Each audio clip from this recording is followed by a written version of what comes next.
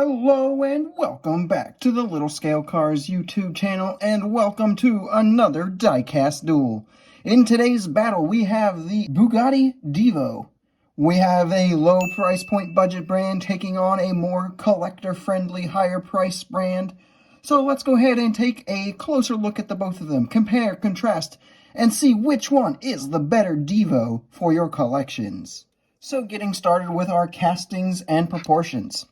With the Matchbox here, we will see that our proportions look good at a glance, look pretty okay. When you compare them to the MiniGT, though, you'll see they are a little bit different. So we know the MiniGT is true 1/64th, so it is basically exact.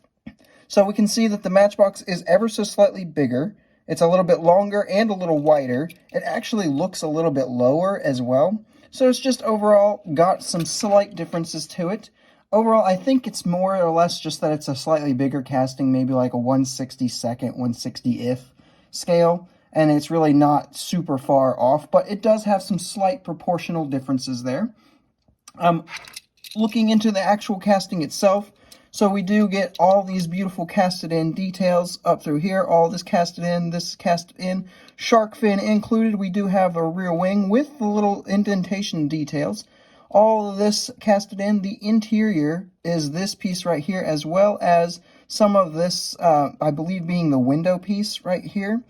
So there's just a lot of nice engineering that went into this casting for a budget brand. When we come over to the MiniGT, though, you get everything that the MiniGT expects. You get all those fine details casted in. Engine back there, just like on that. Come back here. All of this worked into the base, the big diffuser, similar to the MiniGT, or the Matchbox. It's all been worked into the base as well. So, really, there's not a ton of massive difference casting-wise. There are a little bit more plastic pieces on the MiniGT, but that is going to provide the crisper detail level. And so overall, there is quite a bit to like from both castings here. Both options offer some good details for their price points. So we'll go ahead and get some closer shots to compare and contrast the sizes.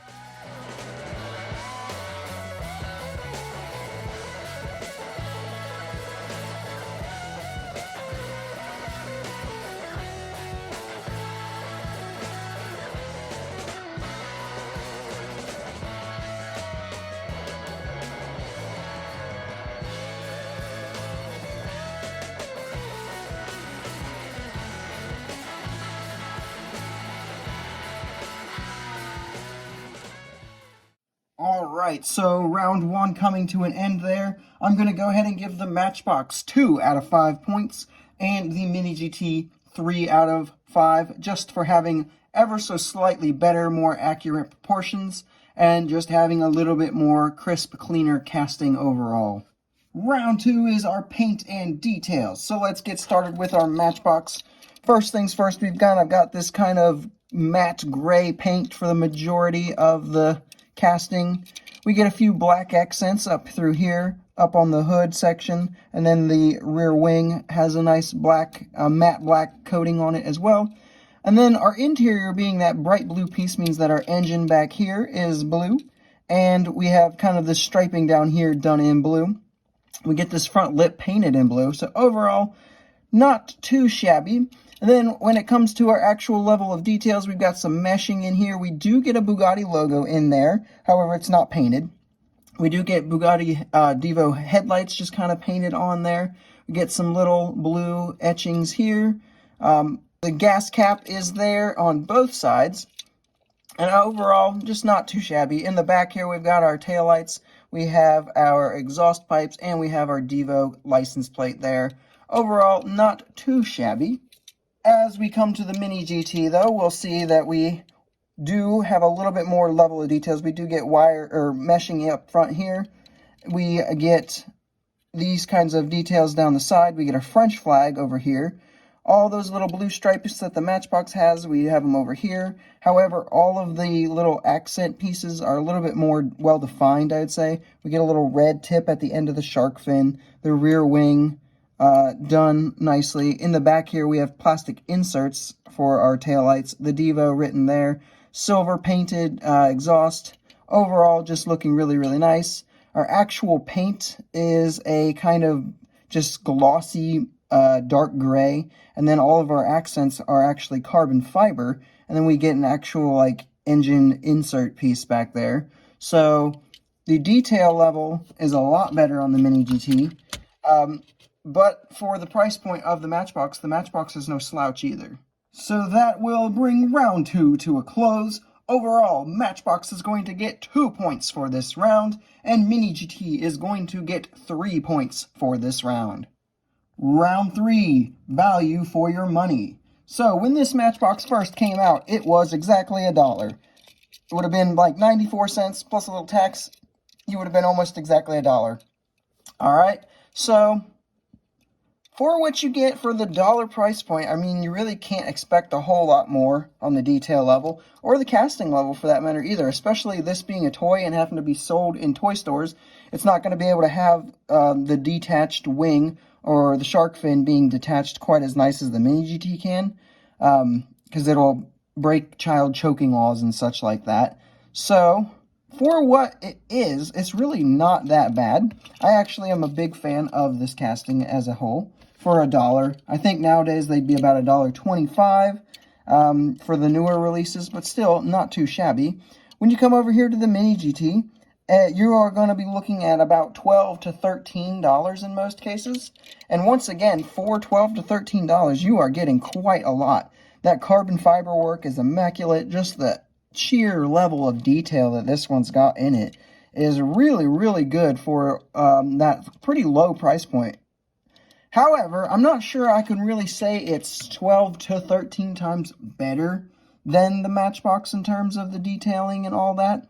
It is certainly better, but I'd say it's probably more on the lines of like 5 times better, maybe 6 times better. I don't know if I could say it's 12 to 13 times better. So round 3 of value for your money, the $1 Matchbox model is going to be 3 points, whereas the Mini GT, while still being very cost-effective and highly detailed, is going to go ahead and get 2 points. For our 4th and final round, it is our roll test. So the Matchbox is the Matchbox basic model. It has plastic wheels. And it rolls like an absolute dream. Extremely smooth, very nice. All that you could really hope for from a Matchbox basic. The Mini GT, being a more collector-friendly brand, has real riders, actual rubber tires, so there's going to be a little bit more friction there. However, it still rolls absolutely amazing as the Matchbox tries to steal the show. Especially for a more collector-friendly brand, the rolling on this is phenomenal. It rolls just as nice as like a Hot Wheels Premium does. Alrighty, so with that out of the way, we're going to go ahead and give round 4. Matchbox will take home 2 points, and Mini GT will also get 2 points, because they both roll about the same given their friction levels due to their tire choices. And with the final bell having rung, it is now time to determine a winner. We'll put the scorecard on the screen, and we find out that the Matchbox brought home 9 points, whereas the Mini GT brought home 10 points. So it was a very hard-fought battle, but the Mini GT is the winner of this Diecast Duel. It should be somewhat unsurprising that the Mini GT came home with the win on this. It is better scaled, better detailed, and just overall is very, very nice to look at.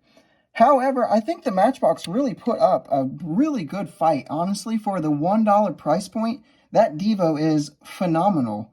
So when it comes to actually recommending which model I think you should take, it's really going to come down to how big of a fan of the Divo you are in general. If you are just a big Bugatti fan, and especially a fan of the Divo, then yeah, go ahead and get the best one you can get, which in my opinion is going to be this Mini GT. However, if you're just kind of a more casual collector or just a more casual fan of Bugatti and the Divos, I think the Matchbox is going to be doing a perfectly reasonable job for you in most cases. I mean, it's really not too shabby for its price point. But that being said, the Mini GT does take the duel. And that is all I have for this Diecast Duel, guys. I hope you enjoyed it. If you did, make sure you hit like and subscribe if you are new to the channel. Leave a comment telling me what your thoughts are on these particular models and this Diecast Duel as a whole, and I will see you in the next video.